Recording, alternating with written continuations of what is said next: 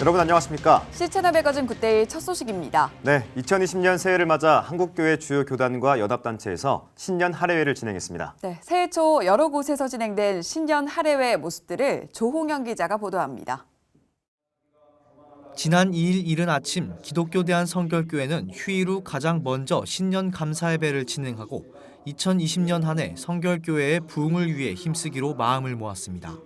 류정옥 기성총회장은 새 술은 새 부대라는 주제로 설교를 전해 전통주의를 과감히 버리고 새로운 것을 받아들일 수 있는 혁신의 길을 걷자고 밝혔습니다. 우리는 예수님으로 인하여 새로워질 수 있습니다. 예수님의 은혜의 복음이, 성결의 복음이 새로운 질서입니다. 예수님의 십자가만이 진리입니다. 경단한 새해를 시작하면서 주님의 십자가의 복음, 성결의 복음으로 우리의 마음에 담고 승리하는 한 해가 되시기를 축복합니다. 기독교 대한성결교회는 이번 신년 예배를 통해 국가와 민족의 안녕과 발전, 교단 부흥과 성결성 회복, 서울 신대와 교회의 성장을 위해 함께 기도했습니다. 주의 말씀은 내 발의 등이요 내 길의 빛이니이다. 대한예수교 장로회 합신총회는 새해 하나님이 주신 말씀에 순종하고 의지하는 한 해로 나아가기로 했습니다. 운수석 예장합신총회장은 우리가 할 수 있는 것은 기도뿐이라면서 내 때가 아닌 하나님의 때를 생각하고 그분의 전능하심과 영원하심을 믿고 인내함으로 나아가자고 당부했습니다. 자기 마음에 안 들면 원망하고 불평하고 자기 마음에 좀 들면 감사합니까? 하나님 우리에게 그렇게 말씀하시지 않으세요. 원망하고 불평하고 그러기보다는 하나님 주시라. 하나님 일하실 것을 바라보고 감사하며 믿음으로 달려가야 될 줄로 믿습니다. 한국기독교교회협의회는 이번 신년 예배를 통해 6.25 전쟁 70주년을 맞이한 2020년 하나님의 평화를 이루는 연합단체가 되기로 다짐했습니다. 윤보한 교회협 회장은 설교를 통해 성경 속의 희년은 모든 것을 하나님이 만드신 처음으로 복귀시키는 해라면서 교회협이 영적으로 한반도의 종전을 선언하고 남과 북이 하나 되게 하는 주도권을 가질 수 있길 바란다고 밝혔습니다. NCCK 우리 교회협에서는 금년 2020년을 희년으로 선포하였습니다. 성경 속의 희년은 모든 것을 하나님이 만드신 처음으로 복귀시키는 것입니다.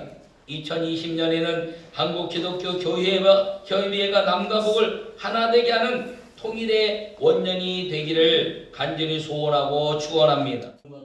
한국기독교교회협의회는 교회 일치와 개혁, 정의와 인권 실현, 평화와 한반도 통일을 위해 함께 기도했습니다.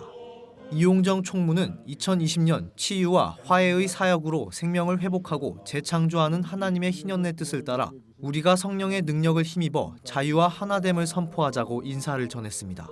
새로운 희망을 꿈꾸는 2020년.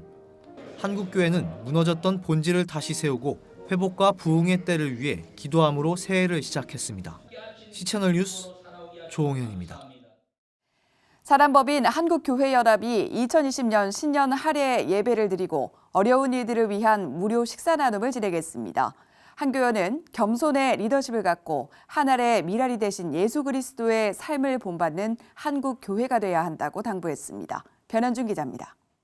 새해를 맞아 정성스럽게 준비된 떡국 한 그릇. 앞치마를 두른 봉사자들이 따뜻하게 데워진 음식을 손수 배달하며 사랑을 나눕니다. 한국교회연합이 새해를 맞아 서울역 인근 참 좋은 친구들을 방문해 신년 감사 예배를 드리고 식사와 함께 쌀 1000kg을 전달했습니다. 권태진 한교연 대표회장은 예배 설교를 통해 예수님을 믿으면 불과 같이 시들어버릴 우리의 인생이 그 어느 것보다 가치 있게 된다고 강조했습니다. 또 이번 식사 나눔에 대해 예수님의 삶을 따라가는 교회로서 당연히 해야 할 일이라고 밝혔습니다.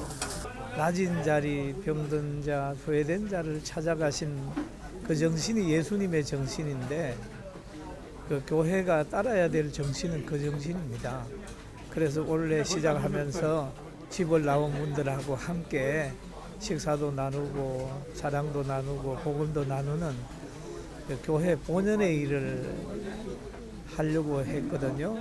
빛과 소금의 역할을 말로만 아니라 행함으로 보여드리는 실천하는 그런 한교인이 되려고 신년 할애를 조금 특이하게 했는데 이게 특이한 게 아니라 원래 이렇게 해야 되는 것 같아요. 추운 날씨지만 전해지는 사랑에 모두의 마음이 따뜻합니다. 봉사에 참여한 성도들도 감사와 기쁨의 인사를 전했습니다. 2020년 첫날을 노숙자들과 함께하는 이 뜻깊은 자리에 함께할 수 있어서 감사합니다. 한교연을 통해서 매일매일의 이런 후원들이 진실한 후원들이 이어지시기를 바라겠습니다. 한교연은 이날 행사에서 신년사를 발표하고 뜨거운 기도를 회복하는 한 해를 보낼 것이라고 다짐했습니다. 기도가 민족에게 꼭 필요한 해가 될 것입니다. 한국교회는 시대 위중함을 깨달아 기도원에서는 기도운동을 회복하고 우리는 절규하며 비상기도를 올릴 것입니다. 역사의 물레를 돌리신 하나님께 기도하며 자유와 평화를 위해 일사각오로 일어나야 합니다. 나눔으로 시작된 한국교회연합의 2020년. 가장 낮은 자리에서 섬김을 실천한 예수님의 삶을 되새기고 올 한 해 받을 풍성한 은혜와 행복을 기대했습니다. 시채널 뉴스 변현준입니다. 예장통합 전국장로회 연합회가 지난 3일 2020 신년 예배와 할애회를 개최하고 교단 내 갈등과 동성애 문제에 대한 입장을 밝혔습니다. 전장현은 성명서를 통해 제104회 총회가 결의한 수습정권위원회안이 차질 없이 진행되도록 명성교회와 서울 동남노회, 명성교회 수습정권위원회, 총회 임원회 등이 겸손하고 사명 있는 자세로 책임을 감당해달라고 촉구했습니다. 전장현은 이어 일부에서 지나치게 찬반을 논하며 상식을 넘는 언행을 지속하는 걸 중단해야 한다고 당부했습니다. 전국장로회연합회는 또 동성애는 성경의 가르침에 위배된다면서 동성애자는 교회 직원이 될 수 없다는 총회 헌법 시행 규칙을 산악교회와 신학교 등에서 적용해야 한다고 강조했습니다.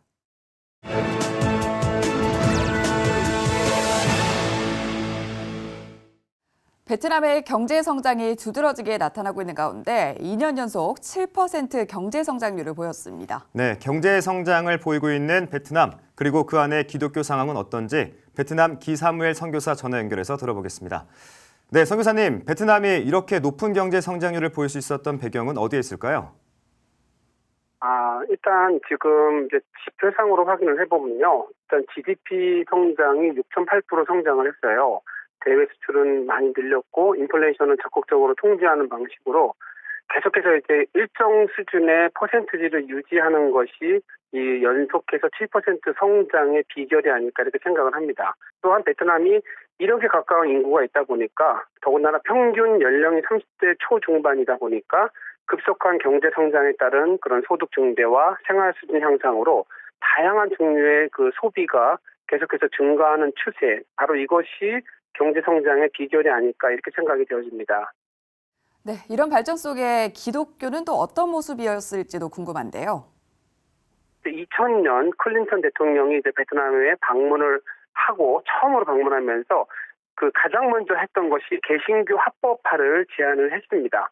그 이어서 2001년 총회가 열리고 이듬해 신학교가 다시 개교하며 그다음에 계속해서 기타 군소 교단들이 합법화 과정을 거치면서 전체적으로는 개신교가 이제 외형적으로는 성장을 거듭하고 있는 그런 모양을 보여주고 있다는 사실입니다. 그리고 최근에는 이제 미국의 나약에 있는 CNMA 신학교와 연계해서 인텐시브 과정의 MDB 과정이 진행이 됐습니다. 그리고 얼마 전에 정부로부터 공식적으로 상설 MDB 과정을 허락받은 사실이 있습니다.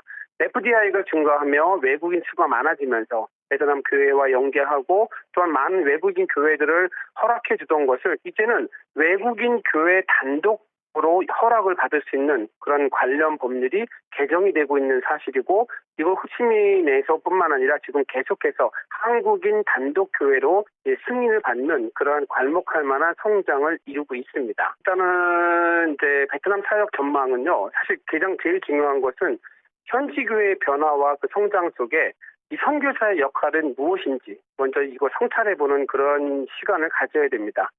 현지 교회 지도자들은 과연 한인 선교사들을 그들의 파트너십으로 인정을 하는지 아니면 그 파트너십을 형성해서 현지 교회에 동력을 줄 수 있는 사람으로 여기는지 아니면 촉매제 역할을 하는 사람인지에 대해서 사실 우리에게 많은 물음을 줍니다. 네, 그럼에도 불구하고 베트남의 기독교에 대한 통제와 견제는 계속되고 있는 걸로 알고 있는데요. 올해 베트남 선교 사역은 어떻게 전망하고 계신지도 궁금합니다. 예, 일단은 이제 베트남 사역 전망은요. 사실 가장 제일 중요한 것은 현지 교회의 변화와 그 성장 속에 이 선교사의 역할은 무엇인지 먼저 이거 성찰해보는 그런 시간을 가져야 됩니다. 현지 교회 지도자들은 과연 한인 선교사들을 그들의 파트너십으로 인정을 하는지 아니면 그 파트너십을 형성해서 현지 교회에 동력을 줄 수 있는 사람으로 여기는지 아니면 촉매제 역할을 하는 사람인지에 대해서 사실 우리에게 많은 물음을 줍니다. 그래서 저는 이제 몇 가지 말씀을 드려보면 일단 선교 방법론의 전환을 좀 가져와야 된다라는 점 말씀을 드리고요. 두 번째로는 인식의 전환을 인정해야 한다. 세 번째로 공간적 인식의 전환을 가져와야 된다. 다시 말씀드리면 도시 중심부를 향하든지 아니면 철저하게 지방으로 흩어져서 선교를 해야 되는 그런 사역을 말씀드리는 거고요. 네 번째로는 선교 보안에 숨지 않았으면 좋겠다.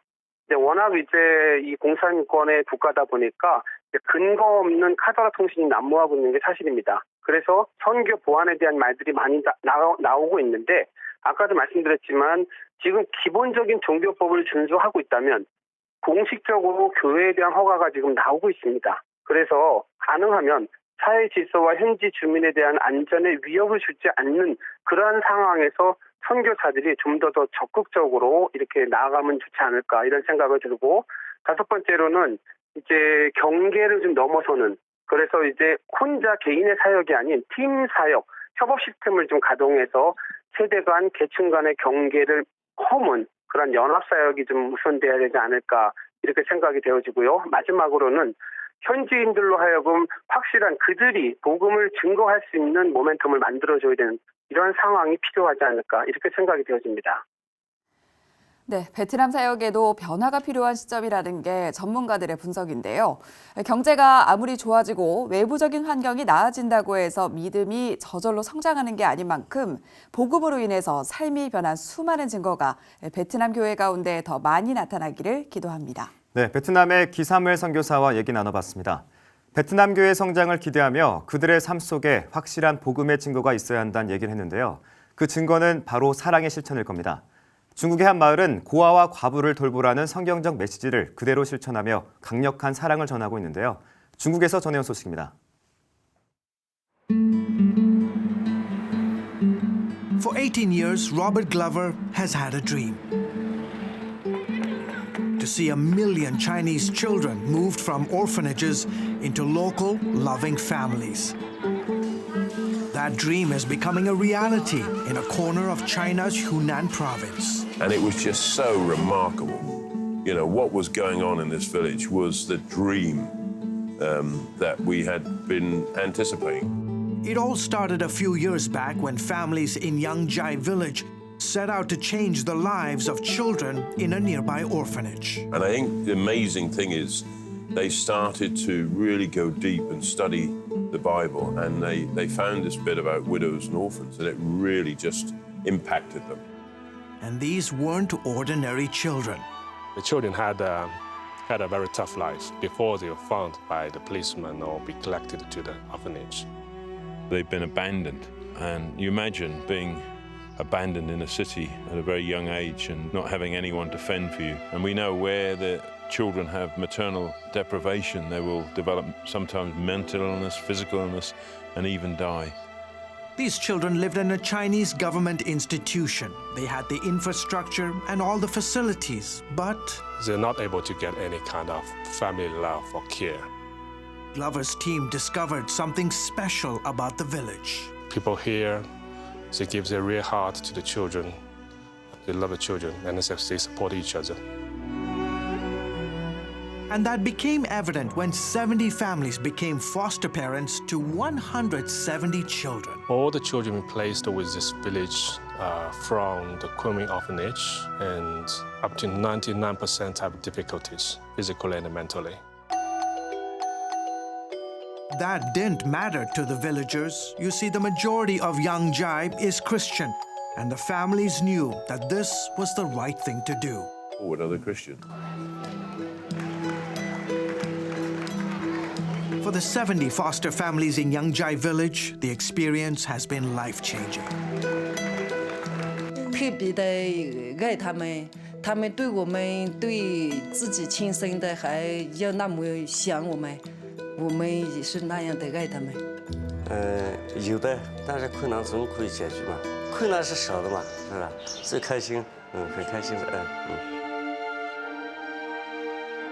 For the children, it has been equally transforming.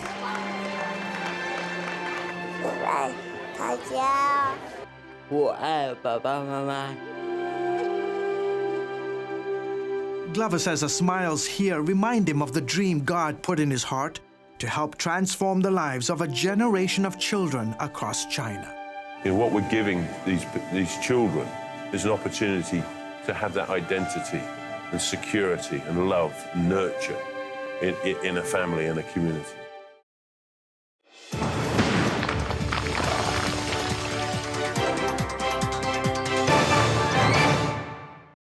북한 관련 소식으로 함께합니다. 고려대학교 남성욱 교수 나오셨습니다. 교수님 어서 오세요. 안녕하십니까. 네, 안녕하십니까 교수님. 이미 보도돼서 아시겠지만 올해는 북한이 노동당 전원회의 결정서를 신년사로 대치했습니다. 이 결정서 내용부터 좀 알아보고 싶은데 결정서 내용은 어떤 것들이 있었나요? 일단 결정서 내용을 말씀드리기 전에 북한은 이제 1월 1일 날 아침 한 7시부터 9시 사이에 김정은 국무위원장 또 과거에는 김정일 위원장이 신년사라는 걸 발표했습니다. 저희 북한을 연구하는 이제 전문가들은 아침에 그 문건을 보면서 이제 올해 북한이 어떤 정책을 하겠다고 예언을 했습니다. 그러나 이번에는 좀 달랐습니다. 28일부터 노동당 중앙위원회 전원회의라는 걸 열었습니다. 네. 우리로 말하면 여당의 뭐 최고위원회 격이죠. 네. 거기서 전원회의를 열었는데 하루 이틀 사흘 나흘 자그마치 3박 4일을 한 1000여 명이 모여서 정책을 논의했습니다. 주로 뭐 김정은 위원장이 얘기를 하고 나머지 노동당 중앙위원들이 이제 받아 적는 뭐 그런 모습이었습니다. 네. 일단 중앙위 전원회의의 결정의 키워드는 새로운 길이었습니다.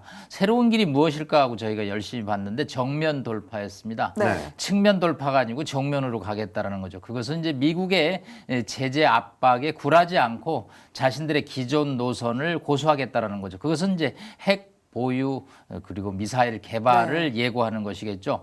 일단 북한 입장에서는 이제 고민이 컸습니다. 지난해 4월 10일 최고인민회의에서 김정은 위원장이 연말 시한을 제시했습니다. 네. 미국이 연말까지 새로운 셈법을 제시하지 않으면 자신들은 가지 않은 새로운 길을 가겠다는 것이죠. 그것은 이제 결국은 비핵화 약속을 이제 거스르고 대륙간 탄도 미사일에 의한 대북 어떤 대미 도발을 예고하는 건데 사실 도발을 하자니 또 상당히 부담이 됐습니다. 그렇기 때문에 12월 25일 크리스마스 선물을 예고했지만 선물은 없이 이제 지나갔습니다.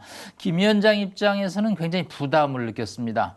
본인이 신년사를 가지고 직접 읽으면서 응급실에서 미국을 비난하고 미국과 대결 구도를 얘기하면 그 부담이 고스란히 본인한테 오죠. 네. 일단 부담을 덜기 위해서 노동당 중앙위원회 제3자 화법으로 예를 들어서 노동당 중앙위원회에서는 이렇게 했다. 그러면서 김정은 위원장이 정면에서 좀 비켜나 있습니다. 그것은 본인의 연말 시한을 못 지킨 데 대한 부담을 덜고 또 미국과의 대결 구도를 공고히 하는 데 대한 적지 않은 부담을 좀 비껴나가기 위한 우회적인 하나의 전략이었다고 볼 수 있겠습니다. 네. 그리고 이번에 또 대남 라인 교체설도 있더라고요. 어떤 직책에 어떤 변화가 있었을 것으로 보십니까? 일단은 이제 리선곤이라는 사람이 있죠. 2018년 9월에 한국의 이제 대통령과 기업인들이 평양에 가서 옥류관에서 냉면을 먹었는데 그 석상에서 냉면이 목구멍으로 넘어가느냐라는 비하 발언을 해서 우리를 충격으로 몰아놨던 리선권이라는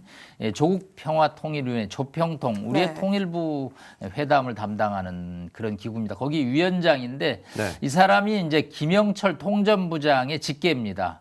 그런데 김영철 통전부장이 지난해 2월 하노이 회담이 노딜로 끝난 뒤에 숙청됐다, 뭐 사라졌다 그런 했었죠. 그래서 리선권도 사라진 것이 아니냐 그랬는데 이번에 조선중앙TV에서 반영된 조선 노동당 중앙위 전원회의에서 열심히 김정인 위원장의 발언을 받아 적고 있는 걸로 봐서 일단은 이제 건재를 하고 있는 것으로 보입니다. 네. 이런 인사 변동도 예상할 수 있는데 이런 상황 속에서 미국의 반응은 어떤가요?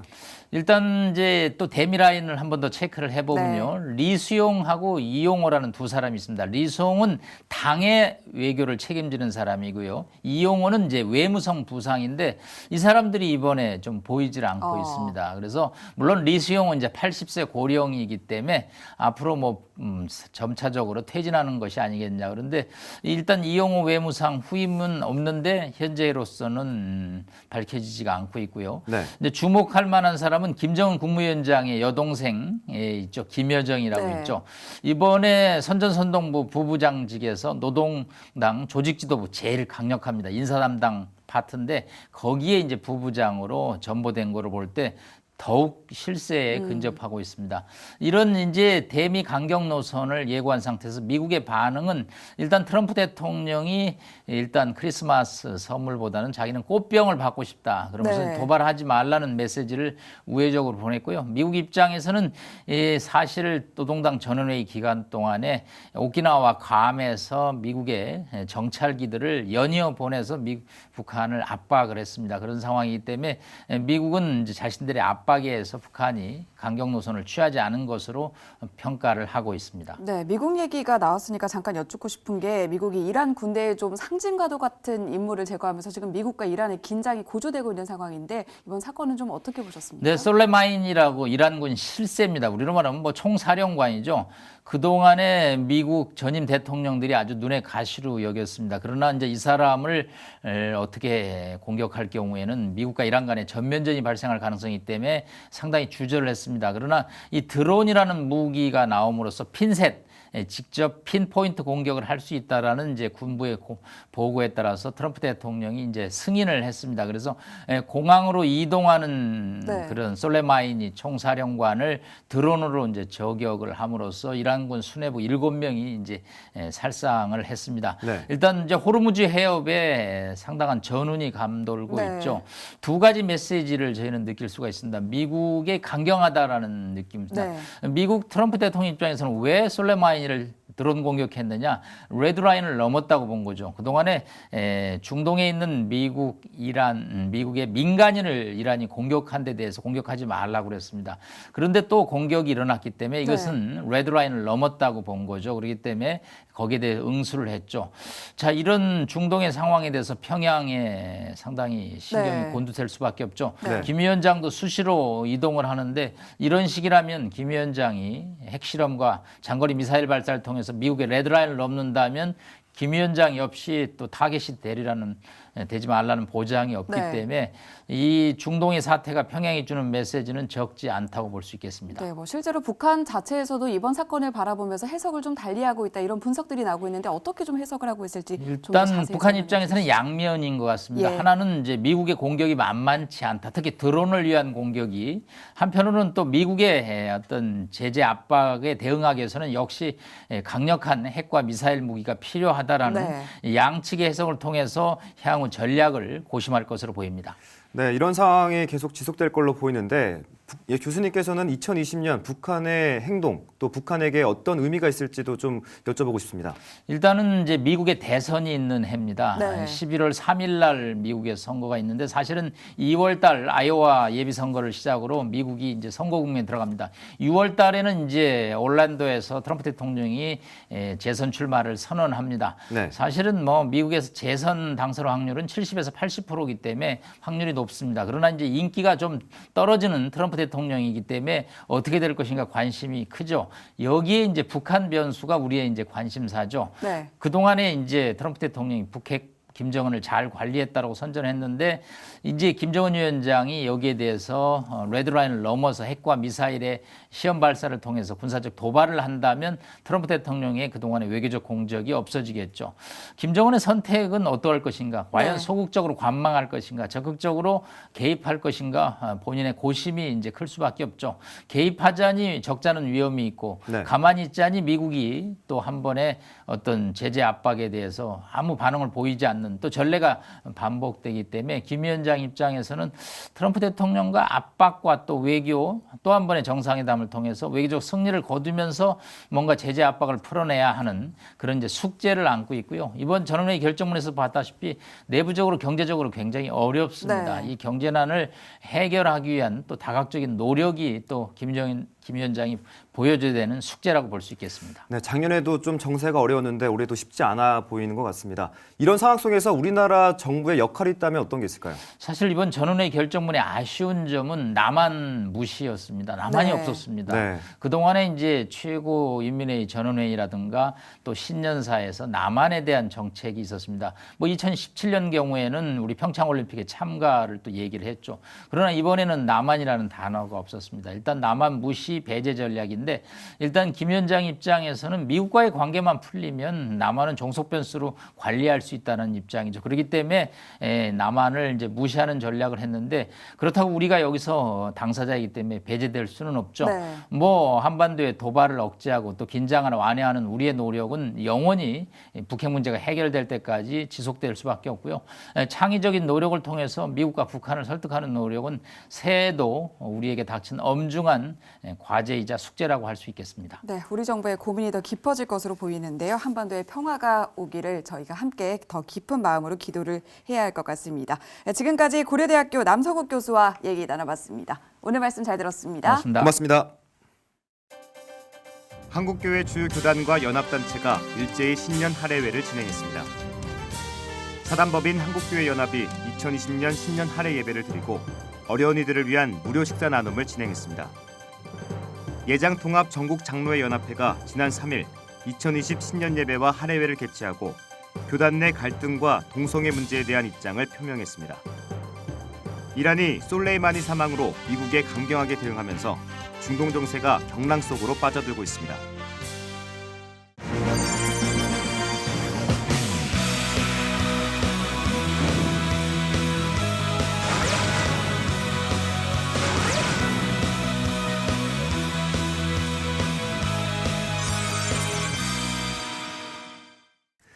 이란과 미국의 갈등이 최고조에 달하게 되면서 중동 문제에 다시금 전 세계 이목이 집중되고 있습니다. 네, 무고한 희생이 나오지 않도록 해야겠고요. 더 큰 문제가 발생하지 않도록 국제사회 모두가 감시자 역할을 잘 해나가야겠습니다. 네, 시채널 매거진 굿데이 오늘 순서는 여기까지입니다. 시청해주신 여러분 고맙습니다.